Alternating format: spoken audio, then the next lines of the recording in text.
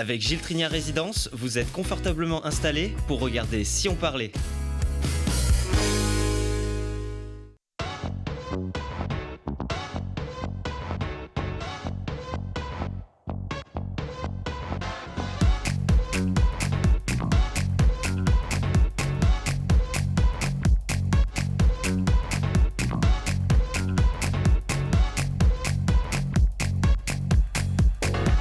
Bienvenue à tous, ils nous éveillent, nous émerveillent, ils vendent du rêve et on est là pour porter leur voix. Aujourd'hui, la voix des entrailles du territoire portée par les gardiens de la grotte aux 1000 merveilles de la nature qui vous immergent dans un monde à part. Des fleurs comme s'il en pleuvait sur les murs et même sur vos vêtements. Les motifs n'ont jamais été aussi tendance pourvu qu'ils soient designés entre tradition et modernité. Et puis l'amour toujours à la page, sur les plages ou pour s'évader chaque jour. Et les pages peuvent vous enlacer lorsque l'aventure se mêle au combat. Le combat contre les préjugés, pour les libertés, le combat contre toute forme de haine, c'est votre combat, Hélène Tavel. Bienvenue. Merci. Vous êtes autrice, comme on dit, il faut aussi romancière même. Oui. Vous êtes romancière, ça n'a pas toujours été votre métier, même si vous avez toujours écrit. Et notamment depuis 2020, vous publiez votre 9e roman, Rachel, la dernière lettre de mon amant, un drame romantique inspiré d'une histoire vraie qu'on vous recommande et qu'on va vous pitcher dans un petit instant. Koen Dietz, vous êtes designer. Vous aussi, vous devez vous y habituer. Vous qui avez notamment exercé dans le domaine du tourisme pendant pas mal d'années. Vous êtes spécialiste du papier peint fleuri, un véritable art du merveilleux qu'on va découvrir. Merci encore. Merci à vous. Et on plonge tout de suite dans un autre monde qui n'est qu'à quelques minutes du centre de Grenoble et encore plus près des massifs, des belles montagnes du Vercors. On va tout en dessous, c'est un autre monde, n'est-ce pas, Laurent Garnier ? Bonjour, oui, c'est un autre monde, souterrain. Souterrain, exactement. Vous êtes le gérant de la grotte de Choranche depuis 2000 ? C'est ça. Un site... Un peu plus de 20 ans, 25 ans bientôt. Bientôt 25 ans. Il faudra revenir pour fêter ça alors. Un site touristique emblématique de la région Auvergne-Rhône-Alpes. Une des 10 merveilles les plus visitées de France. Une des 10 grottes. Oui, dans les grottes, parmi les 10 grottes les plus visitées de France, oui, tout à fait. Alors, c'est tout à fait emblématique. On y va tout de suite. On parlait d'un monde à part. En fait, c'est un monde souterrain qui est forcément chargé de mystère. C'est vraiment les premières entrailles de la Terre, en fait. C'est très archaïque, finalement, en fait, ces sensations d'autre monde. C'est... Comment dire, moi, depuis que je suis tout petit, je rentre dans les grottes, donc c'est devenu presque habituel. Mais c'est vrai que quand on est au pied de ces grandes falaises du Vercors, dans les gorges de la Bourne, et puis quand en quelques secondes, même pas, on franchit le pas, on rentre à l'intérieur de la grotte, en un instant, en un clin d'œil, on est dans un autre univers méconnu et qui demande à être découvert, mis en valeur. Et c'est ce qu'on fait à la grotte de Choranche. Il a été découvert à la fin 19e ? Alors, aux alentours de 1871, on n'a pas la date exacte, ce sont les habitants du village de Choranche. C'est des villageois qui l'ont découvert. Oui, en cherchant l'eau, en fait, en remontant, un peu le Manon des sources, finalement. Et on creuse, on cherche la source parce qu'il y a une sécheresse, et puis finalement, on pénètre à l'intérieur de cette grotte. Tout de suite, la surprise, c'est la grandeur, la taille, les stalactites très fines, on en reparlera. Oui. Et puis, c'est mis en valeur au niveau du tourisme un peu plus tard, aux alentours de 1903. Et puis, il faudra attendre 3 passionnés, dont mon papa, pour avoir l'aventure humaine de cet aménagement touristique. C'est ça, en 65, donc c'est la création de la société touristique de la grotte de Choranche. Tout à fait. Et donc, aujourd'hui, vous avez pris le flambeau de votre papa en tant que gérant. Alors, vous l'avez dit, la grande particularité, déjà, ce sont les rivières souterraines. C'est cette eau omniprésente ? Alors, dans les grottes, et notamment du Vercors, il y a beaucoup d'eau souterraine. Mais dans les grottes touristiques, en France, il n'y en a pas beaucoup. Et donc, ça donne, je trouve, cette vitalité, cette brillance, ce bruit, ce murmure, parfois ce tumulte avec les crues. Dans l'aménagement, ça nous permet de travailler beaucoup sur le reflet, les couleurs. Et en fait, on travaille finalement cette mise en scène. Et je trouve qu'il y a beaucoup de ressemblances avec notamment, peut-être on verra tout à l'heure, avec les tapisseries quelque part. Oui, nous, on fait des tableaux, des mises en scène. Avec des lignes. Avec aussi. des lignes verticales pour les stalactites, les fistuleuses, mais avec aussi la forme des galeries. Enfin bref, on met en valeur ce site naturel pour venir passer un bon moment, une belle découverte et apprendre aussi des choses en famille. Oui, c'est vrai que c'est un décor naturel, fait de lignes, donc cette verticale des stalactites fistuleuses et puis l'onde créée par l'eau, bien sûr. Ces stalactites, donc, c'est la grande particularité aussi de cette grotte. Ce sont comme des lustres en cristal immense. Et en fait, on dirait de la glace qui tombe d'un toit. Mais non, c'est du calcite. Oui, c'est de la pierre. C'est des dépôts de cristaux de calcaire qui s'appellent la calcite. Bravo, vraiment. C'est une grande championne. Essayez de travailler un peu. Je ne sais pas si on peut les revoir d'ailleurs pour bien comprendre. Et alors, la particularité, c'est au lieu qu'elles soient un petit peu grosses en forme de carotte, souvent ces stalactites, ici elles sont extrêmement fines, sont en fait des petits anneaux de calcaire qui s'accrochent les uns en dessous des autres et ça fait des pailles de calcaire. Donc en fait, elles sont creuses. On peut, si par hasard il y en avait une de cassée par terre, eh bien on pourrait aspirer l'eau, des pailles de calcaire. Parce que c'est très fragile. Très fragile. Le simple souffle peut les casser. Donc nous, une de nos missions, c'est vraiment de protéger ce patrimoine pour les générations futures. Ça grandit très lentement, environ 5 cm tous les 100 ans. Donc imaginez, les plus grandes dépassent les 3 mètres. Ça veut dire que devant nous, on a en fait plusieurs milliers d'années, 8 à 9 milliers d'années, qui sont comme suspendus au-dessus de nous par bouquets fantastiques. Et c'est vrai qu'à chaque élimination, eh bien, on entend des waouh, vraiment de la nature. Et c'est un respect, ça nous met devant nos conditions un peu humaines. On n'est là que quelques années. Qu'est-ce que c'est, 20 ou 30 ans moi, je dois garder vraiment cette cavité pour nos enfants. Oui, c'est un bout d'éternité en fait. C'est un bout d'éternité, c'est ça. On est propriétaire d'un bout d'éternité.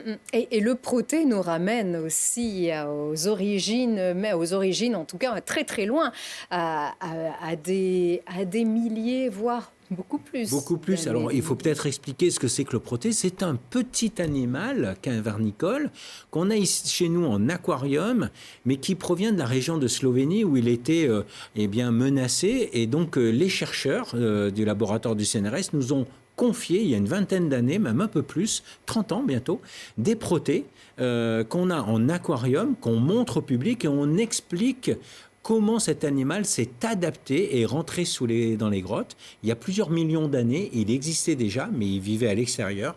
Et là, il s'est adapté au monde souterrain. Une des grandes particularités, c'est la couleur de peau. Il ne peut plus bronzer en quelque sorte, mais surtout son métabolisme qui est extrêmement ralenti. Imaginez, c'est un animal qui peut vivre au-delà de 100 ans, qui peut jeûner plusieurs années, et tout ça parce qu'on est à l'abri de ces cycles solaires et que du coup on perd ce rythme. Et à force de le perdre, eh bien en fait on ralentit son rythme de vie. Mais il se reproduit quand même dans les grottes Oui, mais avec grande patience, madame. Ah. Vous savez que, par exemple, il faut attendre au moins 15 ou 20 ans pour la maturité sexuelle et la femelle va avoir des cycles tous les 5 à 10 ans. Donc c'est vraiment très lent. Il y a très peu d'œufs, mais comme il n'a pas de prédateurs et que la durée et l'espérance de vie est très longue, eh bien en fait, ça garantit sa simple survie. Alors, beaucoup de patience, mais il n'y a qu'une heure de visite. On peut y rester un peu plus longtemps quand même. Alors, on peut y rester plus longtemps, mais une visite touristique, c'est une espèce d'alchimie. On arrive en famille, on découvre les choses. Et si vous rentrez avec moi dans une grotte, je crains que vous restiez plusieurs heures. Je suis capable de rester des jours entiers même, et ça va certainement lasser les gens. Non, c'est un pas. On rentre dans la grotte, on pressent ce monde souterrain, et puis si on a envie de faire le pas le plus, on peut faire de la spéléo avec des guides, on peut devenir un passionné du monde souterrain, mais une visite déjà d'une heure, c'est d'une très belle découverte. Oui, avec cette mise en lumière, avec cette mise en scène presque que vous pouvez réaliser, qui ne dégrade pas. C'est tout le souci justement de la gestion d'un équipement touristique pourvu de le préserver. Oui, nous, notre mission, c'est en effet de le faire découvrir au plus grand nombre, mais en respectant la grotte. Et notamment, si on éclairait par exemple trop longtemps, on pourrait avoir des développements organiques dans la grotte. Donc on fait attention et la mise en scène tient compte de ça. On éclaire beaucoup, on éteint aussi beaucoup. C'est aussi une forme de mystère, mais ça nous permet aussi de préserver les choses, d'avoir des visites guidées, rythmées, avec des cadences qui nous permettent de ne pas avoir trop de monde dans la grotte pour éviter des surfréquentations. Vous en avez beaucoup éviter quand même, aussi... Oui, on a beaucoup de monde, mais on 1500, 1600 par jour. adapte en fonction de la taille de la cavité. Et donc, on a réduit nos visites depuis quelques années. Ça nous préoccupe de se dire que chaque visiteur doit pouvoir visiter en toute sérénité en se disant « je ne participe pas à abîmer ou à détruire la grotte ». Au contraire, je participe à sa protection parce que une des moyens, ça va être aussi de protéger, d'étudier la grotte, on travaille avec les chercheurs, et donc de faire des progrès dans la connaissance de ce monde souterrain. Oui, et le monde souterrain vu du dessus, c'est donc à proximité. Alors, ou non, ça c'est encore une petite visite. Oui, voilà, ça c'est ce qu'il y a dessous et ça c'est ce qu'il y a dessus. Il fallait quand même Alors c'est les falaises des gorges de la Bourne, Ouais. et en effet, la grotte est juste dessous.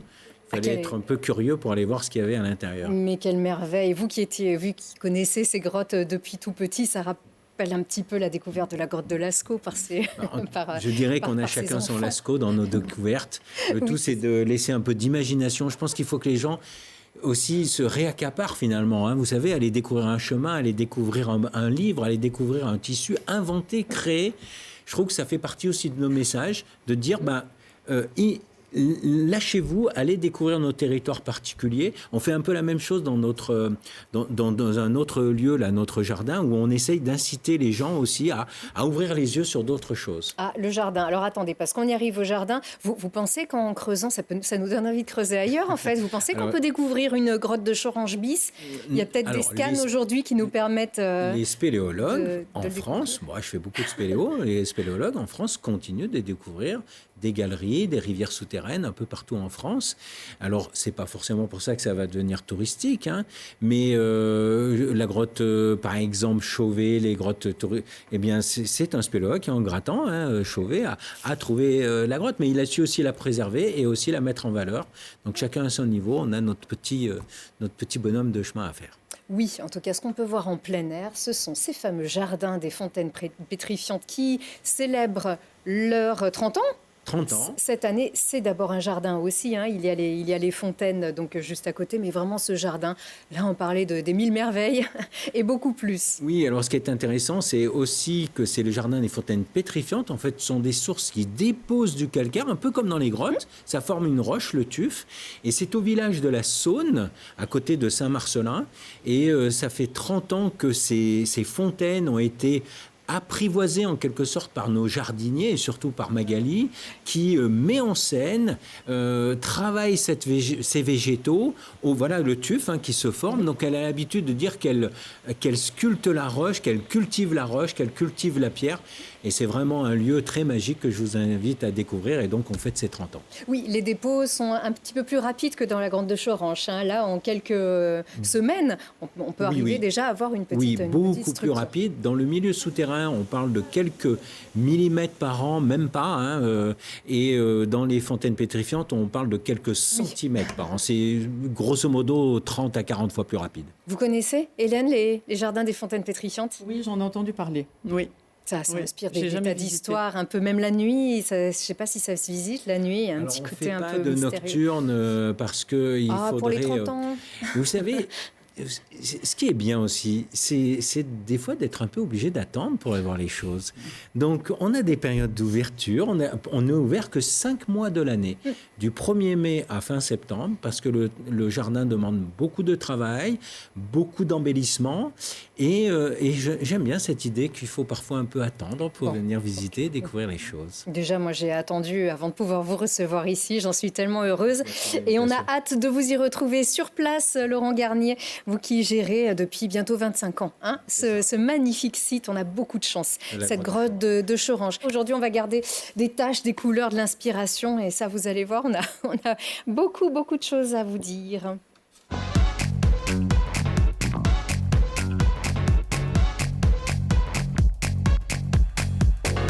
Oui, Oui, bien sûr, puisque c'est sûr que parfois les stylos coulent. Tant mieux pour vous. D'ailleurs, Koen, vous pouvez aussi vous satisfaire de petites tâches aussi pour laisser votre Oui, bien inspiration se libérer. Des taches, des déchirures. Des fois même, j'ai dans un de mes carnets petites déchirures que j'ai utilisées comme élément de décoration que je pourrais transmettre sur un mur. Et oui, l'inspiration, elle est partout. Alors pour certains, ce qui est ici à côté de moi évoque une tradition plutôt désuète et qui rappelle alors soit les tapisseries gondolées ou un peu moisies chez votre grande-tante, c'était mon cas. Moi, c'était mon cas. Ou les décors psychédéliques de votre chambre de 79, c'était mon cas aussi. Eh bien, cet artiste va complètement refaire votre jugement. Le papier peint fleuri, c'est ancien et tellement moderne. Oui, tout à fait. Tellement moderne, peut-être pas autant qu'avant, qu'un mur, pas toute la pièce, mais quand même. Oui, alors vous êtes designer, vous créez les motifs qui sont ensuite imprimés. Cet artisanat du papier peint, il existe encore ? Il existe et je crois même qu'il revient. L'artisanat a sa place dans notre société et les jeunes, moi je les encourage. J'ai même eu des stagiaires dans mon atelier. Je les encourage parce que dès qu'on découvre ça, on a un petit peu de chance. En fait, on ne travaille plus. On se fait plaisir. Eh bien, je comprends. C'est vrai que c'est un véritable coup de cœur de toutes nos équipes, d'ailleurs, ce que vous faites. Merci. Regardez, voici votre œuvre. Un petit côté victorien quand même, hein, mais un peu parfois dans l'inspiration. Mais la fleur, elle est partout. Elle est partout. Pourquoi ces fleurs ? Quelle idée ? Le monde floral est bien là. Et je dois avouer que j'ai un petit faible pour William Morris. William Morris, Arts and Crafts. Et après, dès qu'on a touché aux fleurs, c'est vrai aussi que ma maman était très orientée fleurs, couturière, et moi aussi, j'ai dégusté le papier peint, mais j'ai voulu en faire autre chose. J'ai voulu faire un vrai élément de décoration, un élément pas envahissant, bien que je dis souvent, je sature pour créer le vide. Oui, sur vous, ça, c'est pas de vous. Hein, ça, non, c'est pas de moi, mais le but est là aussi. Aujourd'hui, j'ai commencé à transmettre aussi mes motifs que j'ai sur papier peint, sur le textile. J'ai déjà textile d'ameublement, les fauteuils en coordonné avec le papier peint et bientôt les t-shirts. Le premier, malheureusement, je ne l'ai pas sur moi, mais il va arriver là en sérigraphie. Et la volonté, c'est de créer une ligne de vêtements, de t-shirts, de chemises. D'abord pour hommes, parce que je trouve qu'il y a moins de choses pour hommes que pour femmes. Mais c'est vrai que le support est infini dès lors qu'on a commencé à créer. Alors, le papier peint est un des supports, puisque vous créez des motifs. D'abord, vous peignez, vous les peignez. Sur quelle matière et avec quelle matière est-ce que vous peignez ? Alors, je pars de mes petits carnets. Mes petits carnets, j'ai une dizaine de petits carnets dans lesquels je dessine mes motifs. Et de là où je pars directement, je scanne et j'informatise et je mets au raccord, ou je redessine sur A4, A3, A5 et carrément des tableaux. Je peux aussi prendre des petits morceaux de tableaux pour en faire un papier peint. Après, à moi de recréer le raccord, de prendre des éléments à gauche, à droite pour créer le mouvement dans le papier peint. Là, par exemple, on a un fauteuil avec son papier peint, le coordonné. Et aussi un très joli... Un petit mur de papier peint. Ça change toute une pièce. En plus, à Grenoble, quand même, centre-ville, on a pas mal d'immeubles haussmanniens avec ces petits pans de murs encadrés avec une petite moulure et le papier peint rentre juste là-dedans et ça change toute la pièce. Oui, c'est vrai. Alors, on voit, bien sûr, on va en reparler de vos carnets, mais finalement, ça devient presque une œuvre. Ça, c'est imprimé, ce que vous êtes en train de mettre au mur. Ouais. C'est imprimé et ça ressemble presque à un panneau. Alors, on a vu des fleurs, des roses, des bleus. Vous avez un peu vos périodes, rose ou bleu comme Picasso, ou selon les inspirations, puisque ça devient une œuvre, en fait, ces pans de mur. C'est vrai, je suis, comme tout le monde, influencé par les tendances. les tendances de couleurs. Je regarde énormément. J'ai une formation de designer textile sur Paris et du coup, là, on était obligé de créer des planches tendances, de faire des vieilles et du coup, toutes ces couleurs entrent. Et aussi, moi, j'étais quand même guide conférencier pendant 12 ans dans les musées, 14 ans dans les musées des départements où j'ai vu énormément d'œuvres et je suis sûr que ça m'a influencé. Un de mes musées préférés, c'est le musée Hébert. Et voilà, il n'y a pas de secret. Là, j'étais dans la photo qui était juste avant, j'étais dans une grange à Saint-Aupre. J'ai exposé, j'ai tout amené. C'est une fête énorme, art et passion, pendant 2 jours à Saint-Aupre, où j'ai mis tous mes papiers peints. Là, c'est dans le musée des textiles de Bourgoin, Bourgoin-Jallieu. Puisque voilà. le papier peint s'expose. Il s'expose. Ouais. En plus, j'en fais des tableaux. Là, pour l'instant, j'ai exposé tous mes tableaux ronds et j'apprends un mot au français qui est d'origine italienne, qui est tondo. Un tondo, c'est un tableau rond, détondi.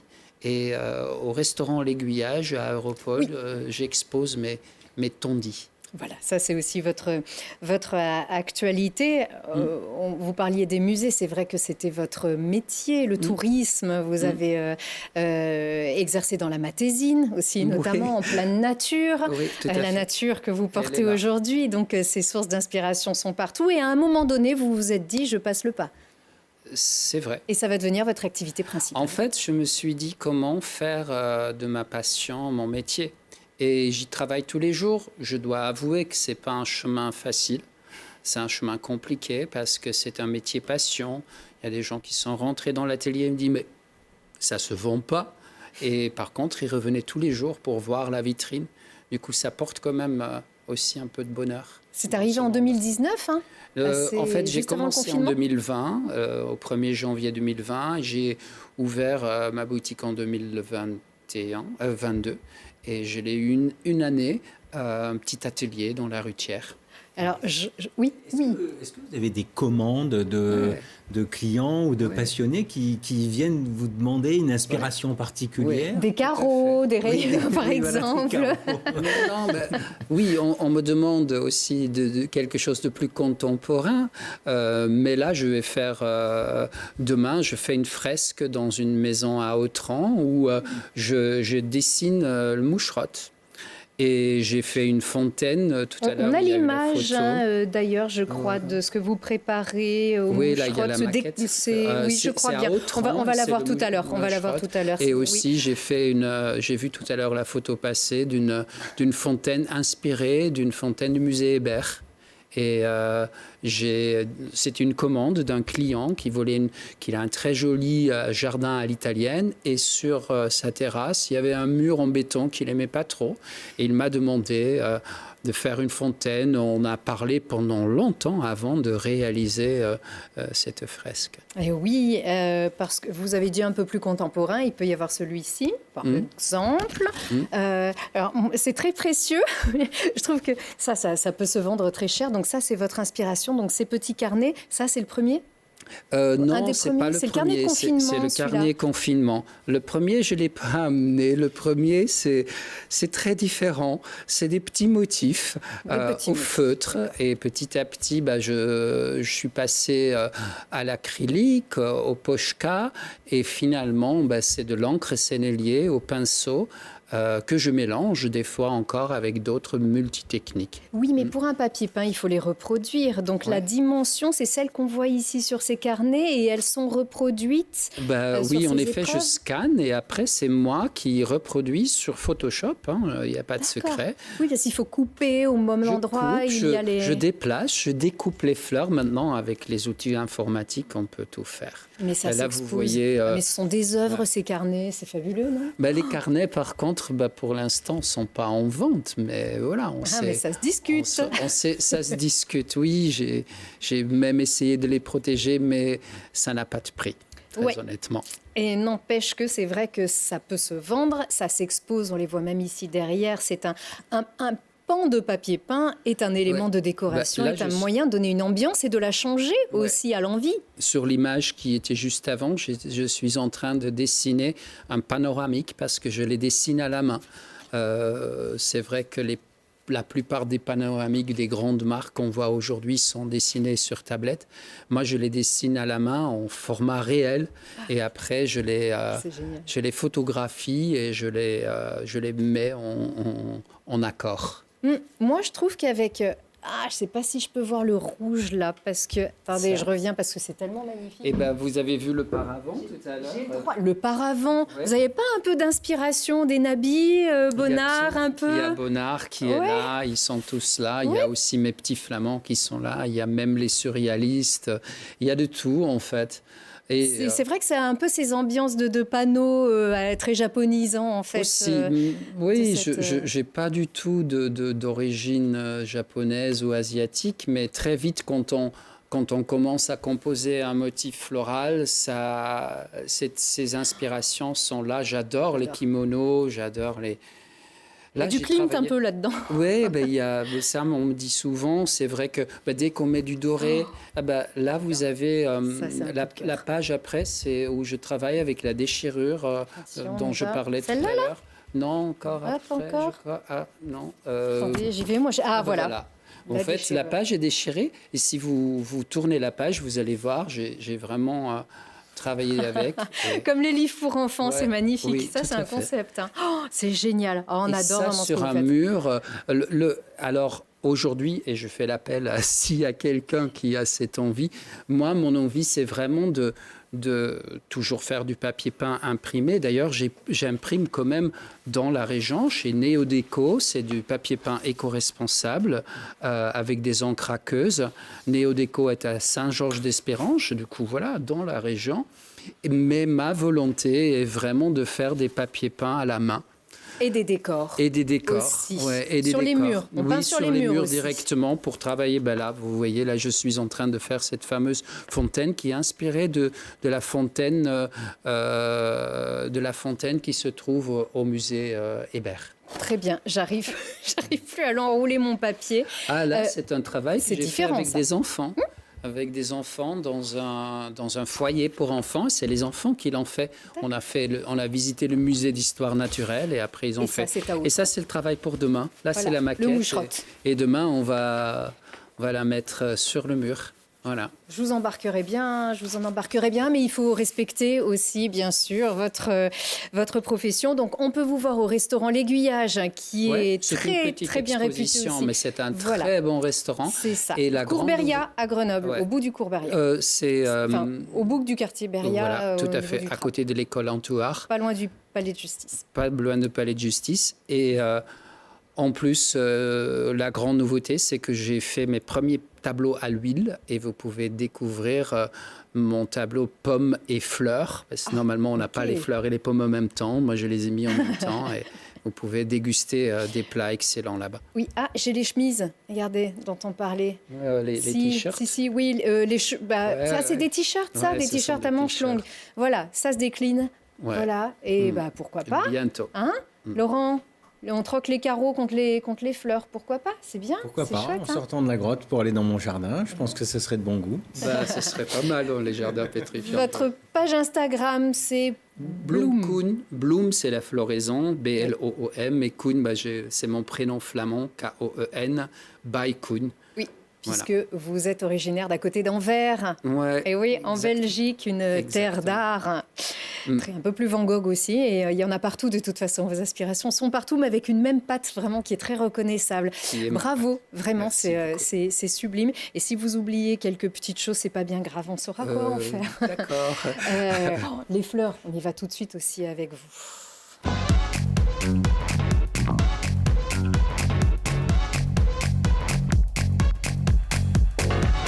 Est-ce que vous n'écrivez pas forcément sur des carnets? Si, vous écrivez aussi sur des petits carnets? Alors moi, j'utilise beaucoup de carnets, des carnets Moleskine. Et ça, c'est plutôt au cours de mes voyages. Mais par contre, j'écris des romans sur un ordinateur. C'est pas possible autrement. Et par contre, je note des phrases, des idées, des histoires sur mes cahiers Moleskine que j'adore. Rouge. Rachel, la dernière lettre de mon amant, ce sera peut-être l'une de vos lectures de l'été. On l'espère pour vous, en tout cas, car c'est une lecture pleine de passion, d'aventure envers et contre tous. Hélène Tavel, c'est votre œuvre, votre dernier opus. voilà, une histoire romanesque, romancée. C'est un roman d'amour, de passion et d'aventure. Exactement, comme j'aime toujours dans mes romans. C'est-à-dire que même s'il y a un genre littéraire, comme le roman d'aventure ou la romance tout simplement, eh bien j'aime bien mélanger différents genres dans le même livre. Beaucoup d'amour. Donc qu'il y ait de l'amour évidemment, mais de l'histoire, des voyages, la vie quoi. C'est le voyage aussi qu'on retient d'abord au premier abord lorsqu'on voit le pitch. Alors ça, c'est une super démarche de votre part. Vous avez un pitch vidéo. J'ai un pas beau toujours. trailer. Et ouais, c'est pas toujours facile d'illustrer quand on fait la promotion d'un livre. Vous allez au bout de la démarche et vous avez proposé une vidéo. On peut imaginer d'ailleurs une série ou un film. On en verra plus tard. Mais allez, expliquez-nous cette histoire de Rachel et de son amant, Amir, une histoire d'amour un petit peu impossible, un Roméo et Juliette moderne. Exactement, ce sont des Roméo et Juliette des temps modernes. C'est l'indicible histoire d'amour entre Rachel, qui est une influenceuse juive, et Amir, qui est un architecte musulman. Une quarantaine d'années. Voilà, ils ont une quarantaine d'années tous les deux. Est-ce que vous voulez que je vous raconte un peu le principe pas de trop, l'histoire? un peu, mais ils se sont connus, ils se retrouvent. Voilà. En fait, ils se sont connus à l'âge de 18 ans. En fait, Rachel passe tous ses étés à l'île de Paros. J'ai voulu vraiment planter le décor de l'île de Paros, planter un décor un peu paradisiaque qui n'avait rien à voir avec un peu le drame de ce qu'il vivait, de ce qu'il pouvait vivre. Et pour moi, c'était important, ce contraste. Et donc, Rachel passe tous ses étés chez son parrain. Et à 18 ans, elle rencontre, lors d'un anniversaire, elle fait la rencontre d'Amir. Et là, c'est le coup de foudre. Elle croit au début, à cause de son prénom, qu'il est israélien, puisque c'est une consonance à la fois israélienne et à la fois musulmane. Et c'est ce qui fait un peu, d'ailleurs, le quiproquo au début. Et ensuite, il lui révèle qu'il est musulman. Alors, elle vit son histoire, mais lorsqu'elle revient en France, eh bien, elle décide de l'oublier. Et lui, il lui écrit des lettres magnifiques, enflammées. Et elle fait très attention. Elle garde ses lettres, mais elle raye des mots comme son prénom et également les mots juifs et arabes qui sont cités plusieurs fois dans les courriers qu'il lui adresse. Jusqu'à l'oublier, presque. Voilà, tout à fait. Elle l'oublie complètement. Elle le raye complètement de sa tête. C'est fou d'ailleurs ce que peut faire l'inconscient. Bon, ça, j'y crois. J'utilise souvent dans mes romans. Et alors après, elle a une vie, on va dire, normale. Donc, elle épouse quelqu'un de politiquement correct, juif, avocat. Elle a 3 enfants. Finalement, tout ça se termine par un divorce. Et les enfants volent de leurs propres ailes. Et elle hérite de la propriété de son parrain à l'île de Paros. Et là, elle décide de tout planter sa vie en France pour arriver à l'île de Paros et refaire une nouvelle vie. Et évidemment, lors du premier événement, elle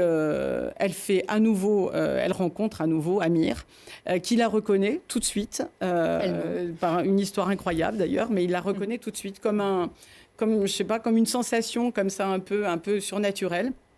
Et voilà. Et en fait, l'histoire commence là. On a l'impression que c'est beaucoup, mais non, l'histoire commence là. Oui, on n'a pas tout révélé, évidemment. Voilà. Non, l'histoire commence quand elle arrive à l'île de Paros avec ses valises, ses bagages, et qu'elle hérite de la propriété Sephora, la propriété de son parrain.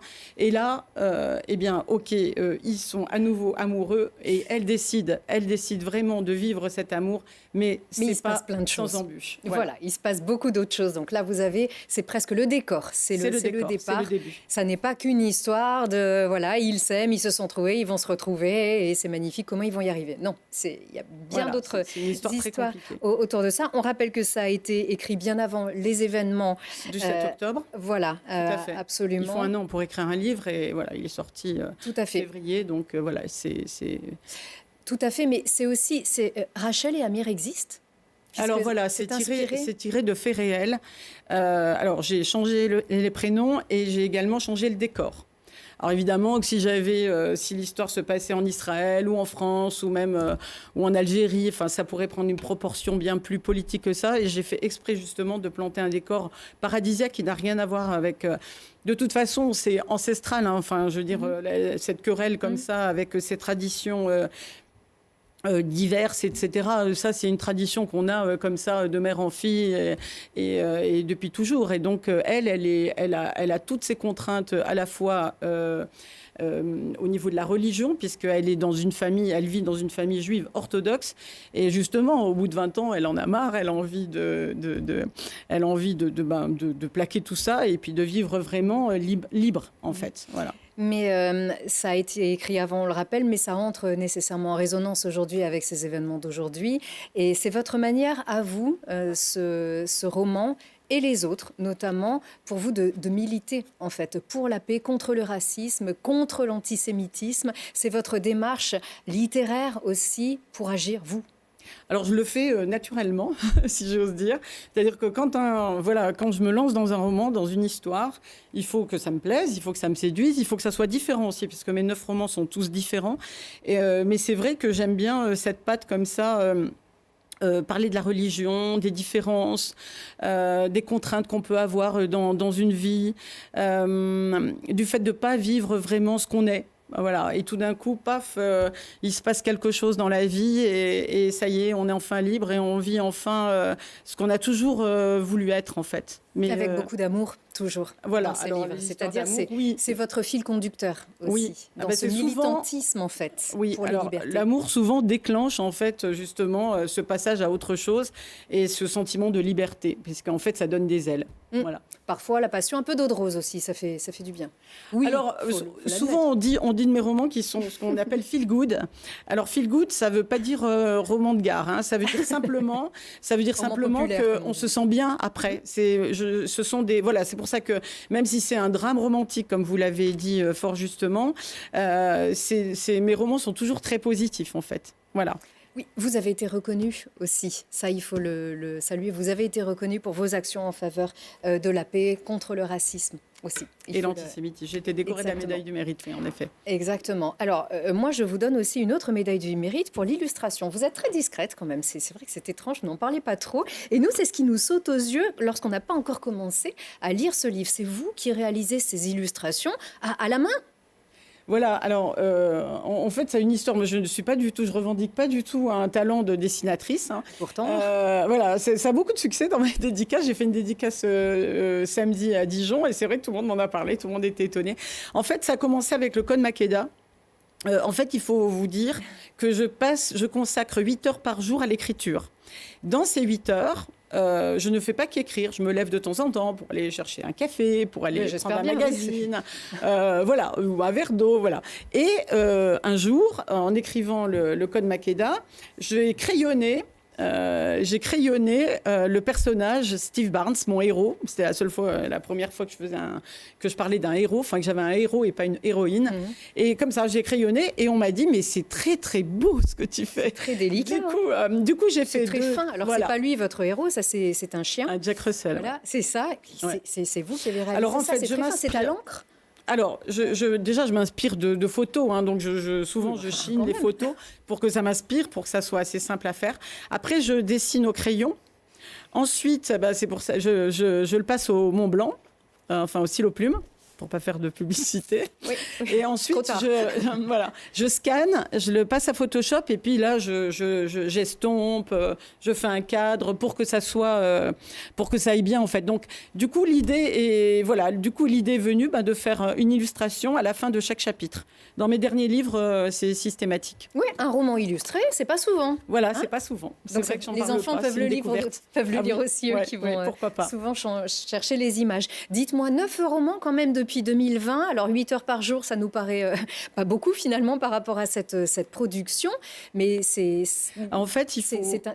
venu ensuite. Vous avez dirigé l'Office de tourisme de Grenoble notamment. Ce n'était pas votre métier, mais vous avez toujours écrit.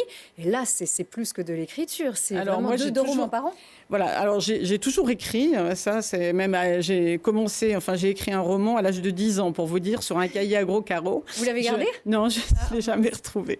Je ne l'ai jamais retrouvé, enfin pour vous dire que l'écriture a toujours fait partie de ma vie. Quand j'étais adolescente, j'avais un cahier de poèmes.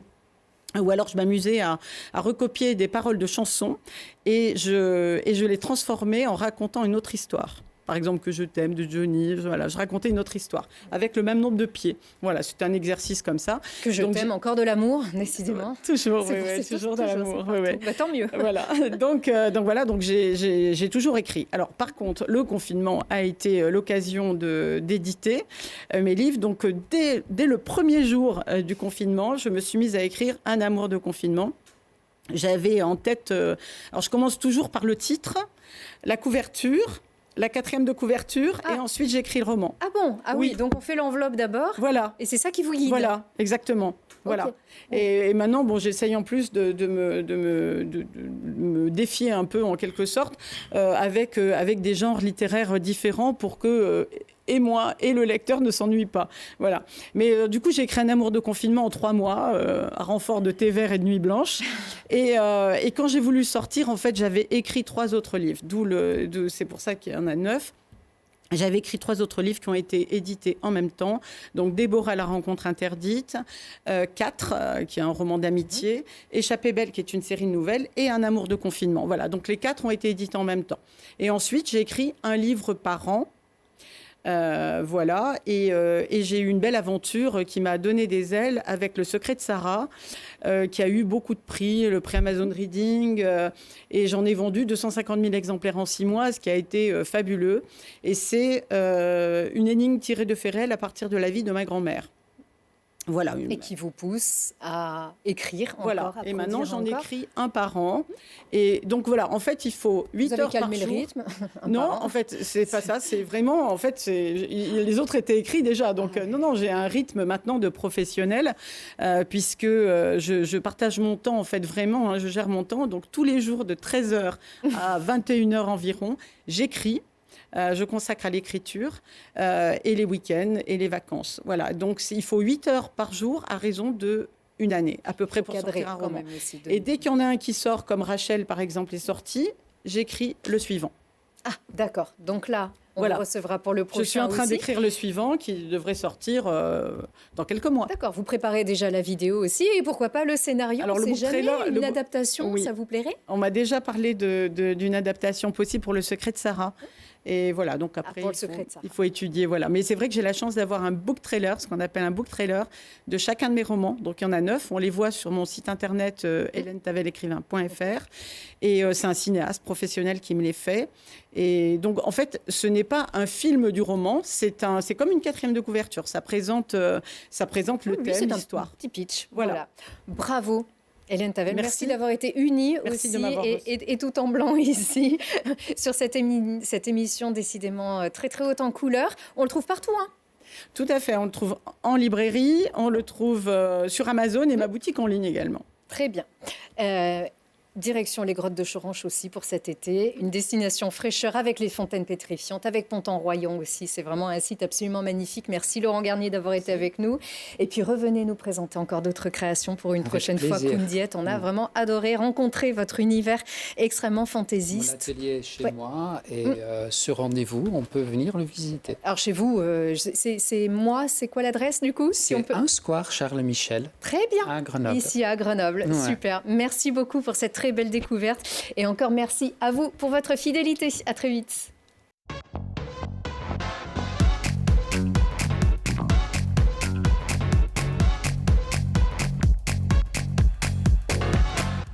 Vous avez profité de Si on parlait avec Gilles Trigna Résidence.